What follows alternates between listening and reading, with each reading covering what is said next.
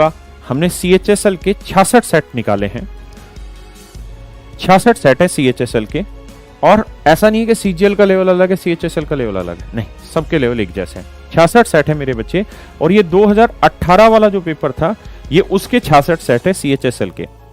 तो जो actual exam के, ये वाली जो मैंने इससे पहले वाला कवर पेज दिखाया, ये सारे के सारे वो थे जो हमने पहले से कराए हुए हैं, मतलब सॉरी जो हमने अपनी तरफ से पेपर तैयार किया था, लेकिन ये एक्चुअल एग्जाम के क्वेश्चन है।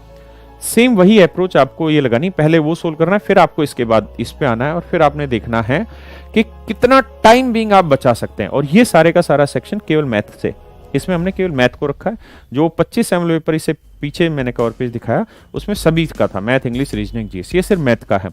तो आप डेली अपना टारगेट डिसाइड करिए कि मुझे कुछ नहीं करना, मुझे डेली के 3 से 4 सैम्पल पेपर मैथ के सोल्व करने।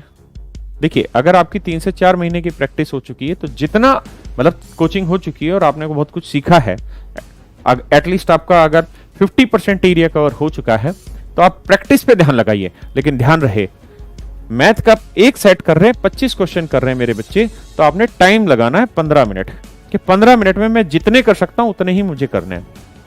अगर नहीं हो रहे छोड़ दीजिए, उस जब पेपर कंप्लीट हो जाए वो, उसके बाद आप अपना टाइम निकालिए और देखिए 15 मिनट में आप 25 में से मान लीजिए 15 ही क्वेश्चन कर पाए।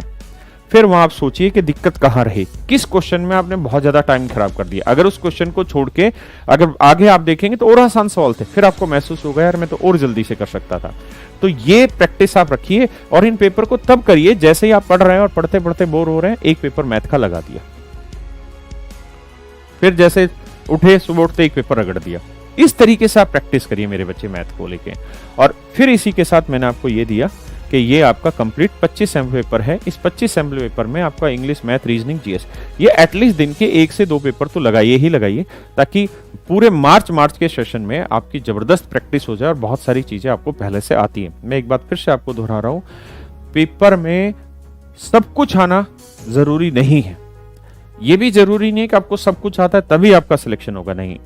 पेपर सोल्व करना अगर आपको आता है, अगर वो कला आप में है, तो भी आप एग्जाम क्रैक कर सकते हैं, बहुत कुछ ना आते हुए भी। पढ़ना भी जरूरी है, लेकिन वो आर्ट आनी भी जरूरी है, और वो आर्ट कोई सिखा नहीं सकता, वो खुद से पैदा करनी होती है, जो तरीके मैं आपको सिखा रहा हूँ इन तरीकों से। हाँ है ना मेरे प्यारे बच्चों?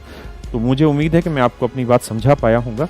जब आप इन चीज़ों को कर लेंगे आने वाले 10 से 12 दिन में, तो मैं फिर आगे आपको और प्रैक्टिस मटेरियल इसमें प्रोवाइड करा दूँ। ठीक है, thank you very much, have a nice day to all of you my dear students.